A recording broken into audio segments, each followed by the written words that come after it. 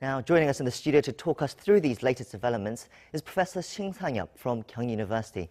Professor Shin, thank you for joining us today. We're glad to be here today.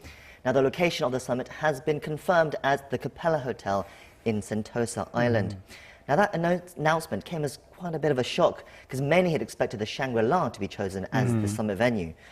What do we know about Capella and the Sentosa Island, and why has it been chosen, do you think? Well, there are two main reasons. The first one is the security reasons. Well, as you know very well, the Capella Hotel is on the Sentosa Island, and then also this hotel is on a higher ground.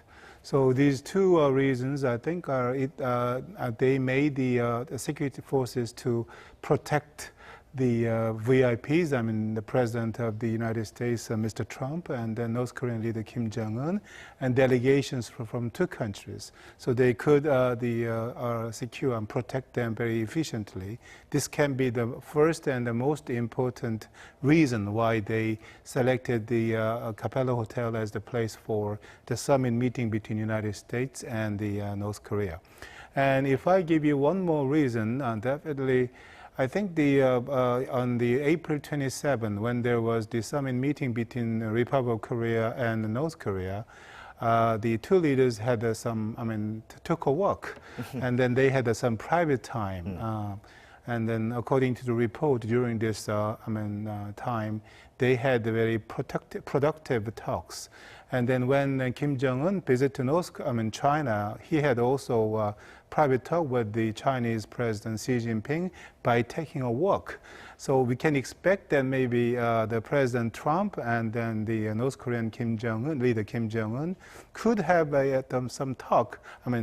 By having walk, because that nearby the Sentosa, the Capella Hotel, there are two golf courses, and there are also very beautiful beach. So there must be high possibility of taking a walk together.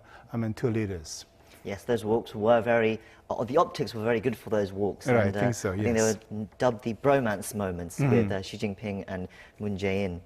Now, the issue of costs have also arisen about hosting this summit in Singapore. It's an interesting situation because the bilateral summit is actually being held in a third country. So there are rumors that the North Korea had actually demanded the US to pay for some of the costs, such as Kim Jong-un's hotel rooms.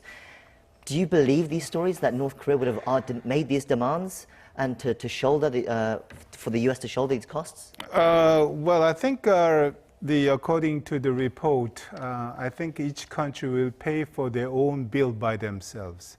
Actually, host country should take care of the whole costs when they have summit meeting with any other country's leader.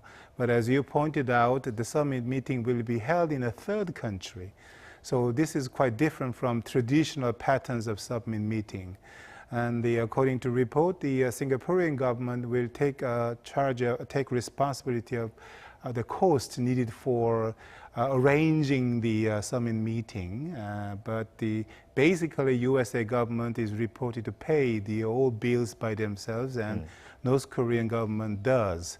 But based on our own experiences, during the Pyeongchang Olympic Games, South Korean government paid the whole cost for the participation of the North Korean athletic delegation to the Olympics. And then a long time ago, when the then Korean President Kim Dae-jung had the summit meeting with his North Korean counterpart, it was reported that South Korean government also pay lots of money to have the summit meeting with the North Korean leader Kim Jong-un.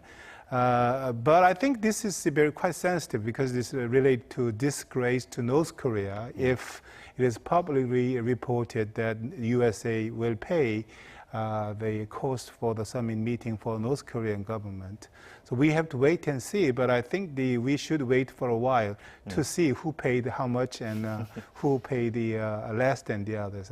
But anyway, according to the traditional protocol, I think both countries will go Dutch. That means they will pay each other's bill by themselves. Well, it'll be interesting to see the receipts at the end of it. Yes. Now that the date and location has been set, the focus turns to the main topic of the talks themselves, the actual meat of this summit. But But working level talks have been continuing in Panmunjom for the last few days. But how do you think they're going, and what do you think they'll be still talking about, trying to arrange? Well, before having the summit meeting on June 12th between USA President Mr. Trump and North Korean leader Kim Jong-un, there was a meeting in Singapore to discuss about protocol issues. And there have been 7 times meeting between the head of the USA delegation and Mr. Kim. He is right now the American ambassador to the Philippines, and with his counterpart, North Korean counterpart, the Mr. Choi, who is the foreign minister of North Korea. And I think that they should discuss about details of the issues which could be on the table at the summit meeting between the United States and North Korea, such as CVID and CVIG. As you know very well, the USA government has emphasized the complete, the verifiable, irreversible denuclearization of North Korea. This is one of the most important part at the negotiation with North Korea. And then CVIG stands for complete and the verifiable, irreversible, and the guarantee, the regime guarantee. This is the demand from North Korea to the United States. So to discuss about the details about the issues about these two, CVIG and CVID, definitely they must be long discussion. So at the working level meeting between USA and North Korea, led by Kim Sung-kim and then Choi, they discuss about to narrow their stance about these 2 issues.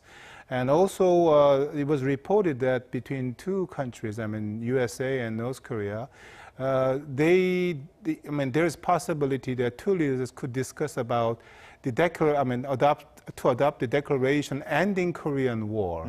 So maybe at the working level, the meeting between 2 countries, there must be some possibility discussing about this issue as well, I think. How close do you think they are, though? Because obviously there's rumors now coming out of a second North Korea-U.S. summit in Florida, in the Mar-a-Lago resort, where obviously Trump owns. What can we read from that? Does that suggest that they're already lowering expectations that a deal will be reached in one summit and Singapore? That is a very interesting point. As we know very well, at the initial stage, Mr. President Trump has emphasized that the North Korean denuclearization should be implemented in all in one way, and he emphasized maximum pressure against the North Korea to finalize discussion, talk about the North Korean denuclearization, nuclear denuclearization, the nuclear crisis. But it seems that Mr. Trump changed his stance. He emphasized that the summit meeting June 12th will be the beginning of the discussion between 2 countries. It must be some changes there on the stance of the USA government toward North Korean denuclearization issue.